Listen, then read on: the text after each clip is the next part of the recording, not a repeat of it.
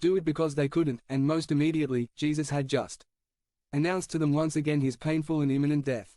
They had witnessed the power of Jesus, the glory of him, and they had also just been announced that Jesus was going to die and rise again, and the only thing that occupied their minds at this moment was who of all of them was going to be the most important. 862.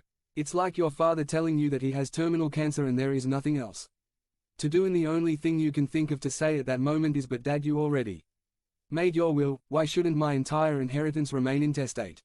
It's a mess, then. When Jesus was telling them about the kindest and most generous action of all, they were only thinking about their own selfish interests. But we are not very different from the disciples.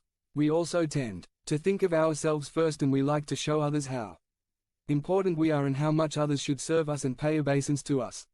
I remember several years ago when my son was a child, he was with Pastor Glory's son standing in line to receive his snack that the children's ministry offered on Sundays to the children of the church.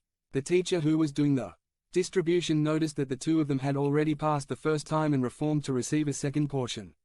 She told them that if she had already given them their portion, why were they forming up again? Since they could only pass once. They proudly said, "We are the children of the shepherds." Of course, we had to teach them that the blessings of being a pastor's kid didn't include any right to eat more cookies than everyone else. But I'm afraid that many times we think like this, that the position implies privilege. We feel so important and are so self-centered that we want the best seat in the room, the best position in the breakfast line, the closest parking space to the building, and we equate position with privilege. According to us, the greater the importance, the greater the privileges, Joe's. That's what was in the disciples' minds, but Jesus corrects us and teaches us that, in his kingdom, things don't work that way. Luke 9:47-48 says, "Since Jesus knew well what they thought, he took a child and placed him next to him. He who receives this child in my name, he said to them, receives me, and he who receives me, he receives him who sent me. He who is most insignificant among all of you, that is the most important." Children were considered little things in that time and culture. Nobody took a child seriously. Here Jesus corrects the arrogance of his disciples for having such airs of greatness and tells them whoever wants to be great must long to be like a child who was considered little. True greatness is in simplicity and humility.